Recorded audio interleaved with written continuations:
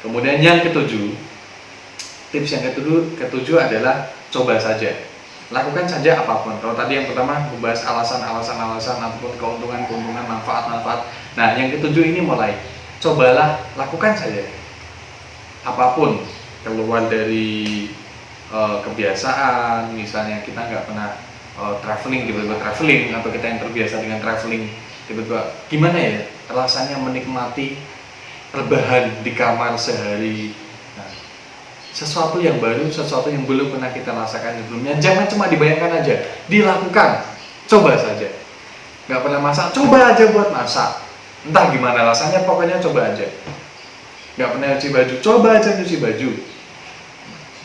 Kalau kegiatan-kegiatan lain, misalnya komunitas, cobalah jadi relawan, cobalah jadi volunteer pada kegiatan apapun yang itu, dimana itu kegiatannya nggak dibayar misalnya.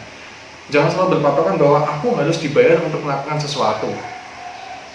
Kalau kita hanya berpatokan seperti itu, maka pengalaman kita akan jauh lebih sedikit dibanding orang-orang yang aku nggak dibayar nggak apa-apa kok, yang penting aku dapat pengalaman baru, aku dapat kenalan baru, aku dapat ketemu dengan orang-orang baru.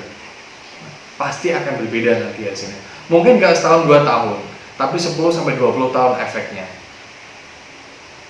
Itu yang ke-7, coba saja. Yang ke-8, ketika kita mau mencoba, jangan ikut-ikutan. Jangan hanya sekedar ikut-ikutan trennya lagi apa, ikut apa, trennya yang viral apa, ikut apa. Karena kalau kita hanya sekedar ikut-ikutan saja, kita tidak pernah menjadi diri kita sendiri yang orisinil, menjadi diri kita yang asli. Kita hanya akan menjadi orang lain terus-menerus. Makanya di yang ke-7 ini, ketika kita mau melakukan sesuatu, ketika kita mau mencoba melakukan sesuatu, jangan ikut-ikutan. Boleh meniru, tetapi tidak ikut-ikutan. Nanti yang viral ini ikut ini, yang update ini ikut ini, kita akan bingung. Dan orang maunya gimana sih? Tidak jelas akhirnya. Nah, yang ke-9, jadilah pemberani. Karena kita nggak ikut-ikut. Kalau tadi kan mencoba sesuatu dan kita nggak ikut-ikut pada tren, kita berani. Kita berani melawan arus. Ibaratnya sungai itu bukan jadi ikan yang mati. Kalau ikan yang mati dia hanya ya ikut arus, sedangkan ikan yang hidup dia akan melawan arus. Seperti ikan salmon, dia melawan arus. Dia berani melawan arus misalnya ke timur, dia berenang ke barat. Itu yang namanya hidup, berani. Mencoba lakukan sesuatu, tidak ikut-ikutan, dan kemudian dia harus berani. Oke, aku harus membulatkan diri untuk mencobanya. Karena ketika kita tidak berani melakukan sesuatu, maka kita hanya akan seperti orang lain, yaitu menggunjing para pemberani, menggosipkan para pemberani yang melakukan sesuatu. Misalnya di kampung tiba-tiba muncul satu harimau, wah semua orang takut. Kemudian tiba-tiba ada satu orang yang aku akan menghadapinya. Dia berani mencoba menghadapi harimau itu. Orang-orang yang tidak berani, dia akan menggunjing yang dilakukan oleh pemberani ini. Iya deh, sok berani amat, emang dia bisa apa sih? Nah, ketika kita nggak fokus menjadi pemberaninya, ketika kita nggak fokus menjadi pelakunya, maka kita hanya akan menjadi orang yang menggunjing, menggosipkan, membicarakan para pelaku dan para pemberani itu. Berhati-hatilah.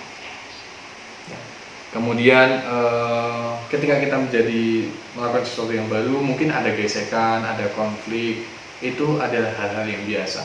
Yang penting masih ada dalam kendali kita. Dan ketika kita melakukan sesuatu, kita berani melakukan sesuatu yang baru, salah satu perasaan yang menjadi penghambat kita adalah takut ditolak. Maka siapkan mental bahwa oke, aku siap untuk ditolak.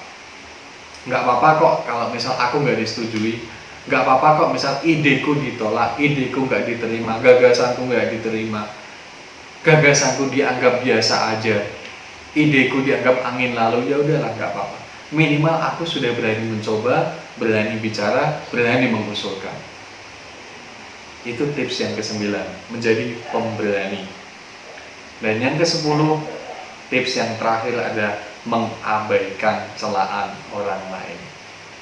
Seringkali ketika kita sudah berani melakukan sesuatu, Ya tadi, ada orang-orang yang mencela, menggunjing, menggibah, menggosip. Tugas kita sederhana, yaitu abaikan mereka. Jangan terlalu didengarkan orang-orang yang seperti itu. Orang-orang yang dia hanya bisa bicara, membicarakan kita, nggak pernah mau melakukan sesuatu. Bahasa tingkatannya itu bukan levelnya. Kita levelnya sudah pelaku misalnya, bukan hanya sekedar orang yang berbicara di belakang. Kita sudah pelaku, menghadapi tantangan, berani menghadapi ketakutan. Masa kita ketika kita sudah berani, itu menjadi turun keberanian kita, atau menjadi hilang semangat kita hanya gara-gara orang, ih sok berani amat sih, udahlah nggak usah, biasa-biasa aja lah. Nah, apakah hanya dengan kata-kata seperti itu kita hilang keberanian kita?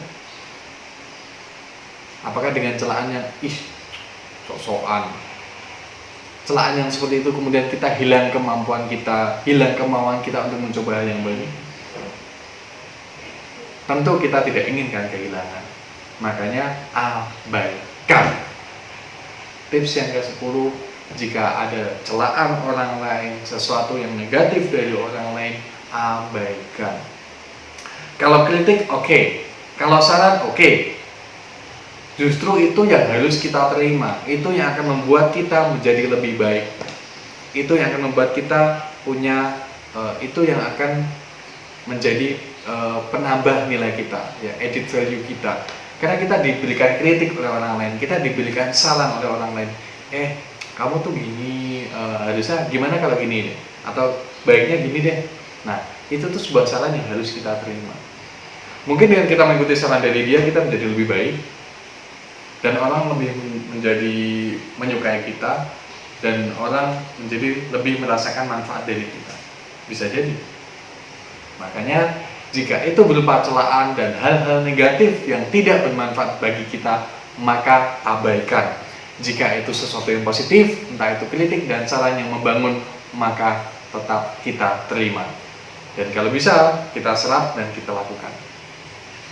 Baik, itu adalah diskusi atau sharing saya pada kesempatan kali ini mengenai how to be interesting dalam 10 langkah sederhana.